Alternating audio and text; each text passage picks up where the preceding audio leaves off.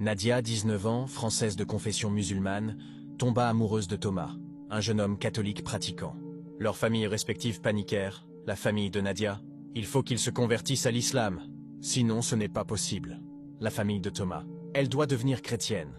C'est la seule solution. Nadia et Thomas étaient coincés entre deux feux.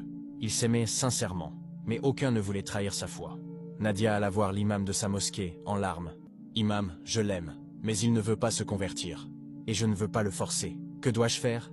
L'imam, un homme sage, lui demanda: « Pourquoi veux-tu qu'il se convertisse ?»« Parce que c'est la règle, non ? La règle existe pour protéger la foi, Nadia.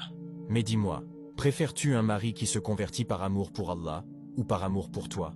Nadia réfléchit. « Par amour pour Allah, évidemment. » Alors pose-toi cette question. Est-ce que forcer ou manipuler quelqu'un à prononcer la shahada sans conviction réelle honore Allah ou le trahit? Nadia comprit. Elle parla honnêtement à Thomas. « Thomas, je ne veux pas que tu te convertisses pour moi. Si un jour tu trouves la vérité dans l'islam par toi-même, alors bienvenue. Sinon, je préfère que tu restes un chrétien sincère qu'un musulman hypocrite. » Thomas fut touché. « Et moi, je ne veux pas que tu quittes ta foi pour moi. Ta foi fait partie de qui tu es.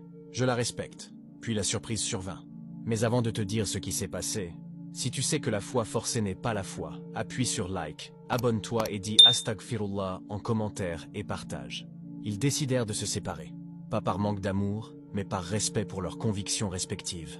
C'était déchirant, mais c'était honnête. 3 ans plus tard, Nadia rencontra Karim, un musulman pratiquant qui partageait ses valeurs. Ils se marièrent et furent heureux. Thomas, de son côté, rencontra Claire, une catholique avec qui il construisit une belle famille. Mais l'histoire ne s'arrête pas là. 10 ans plus tard, par hasard, Nadia et Thomas se recroisèrent lors d'une conférence interreligieuse. Ils parlèrent, entourés de leurs conjoints respectifs. « Tu sais, dit Thomas, notre histoire m'a appris quelque chose. Le vrai amour, ce n'est pas posséder l'autre.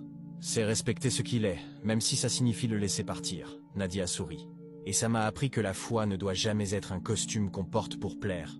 Elle doit être l'essence de qui on est. » Leurs conjoints respectifs s'entendirent à merveille. Les deux couples devinrent amis. Leurs enfants, élevés dans le respect mutuel des différences, incarnèrent une génération qui comprenait que l'on peut être différent sans être ennemi.